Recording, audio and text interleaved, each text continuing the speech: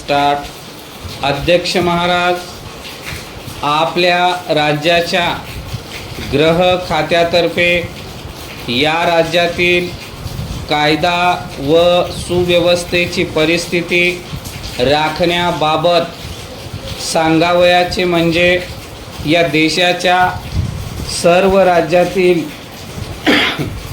कायदा व सुव्यवस्थेची परिस्थिती लक्षात घेतली तर निश्चितपणे असे म्हणता येईल की या महाराष्ट्रात कायदा व सुव्यवस्थेची परिस्थिती राखण्यामध्ये आपले गृह खाते आघाडीवर आहे।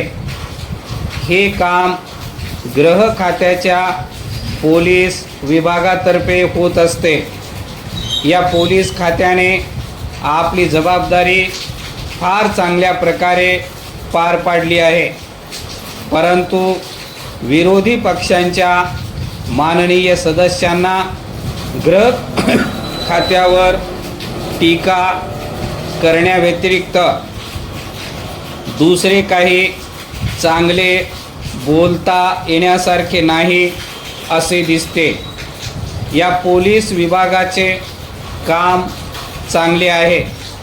कायदा व सुव्यवस्था मुंबईसारख्या औद्योगिकदृष्ट्या क्रांतिकारी शहरामध्ये राखणे ही फार कठीण गोष्ट आहे।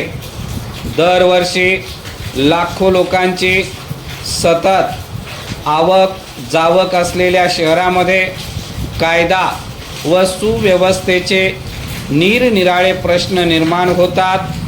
त्या पार्श्वभूमीवर या महाराष्ट्रामध्ये आणि विशेषतः मुंबईमध्ये पोलीस यंत्रणेने कायदा व सुव्यवस्था राखण्याचा जो प्रयत्न केला आहे तो निश्चितपणे वाखाणण्यासारखा आहे, याबद्दल शंका नाही।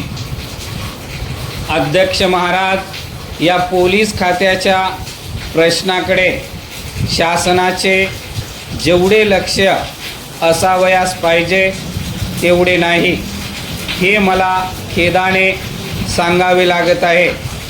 शासनाने पोलीस खात्याच्या कर्मचाऱ्यांचे बरेचसे प्रश्न सोडवले आहेत, परंतु अजूनही त्याला यावयास पाहिजे तेवढा वेग येत नाही।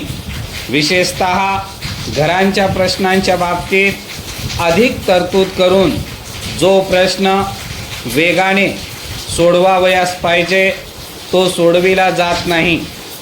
त्यामुळे पोलिसांच्या दैनंदिन सेवेमध्ये जितके कार्यक्षमता वाढावयास पाहिजे तेवढी वाढत नाही। निवासस्थान न मिळणे हे त्यामागचे महत्त्वाचे कारण आहे। तेव्हा त्या दृष्टीने प्रयत्न झाला पाहिजे। अध्यक्ष महाराज, निवृत्त पोलिसांना त्यांची उर्वरित देय रक्कम मिळण्यास बराच विलंब लागतो। यामागची कारणे अनेक असली तरीही पोलिसांना त्यांची हक्काची रक्कम त्वरित मिळाली पाहिजे, तेव्हा याकडे आपण लक्ष द्यावे अशी माझी कळकळीची विनंती आहे।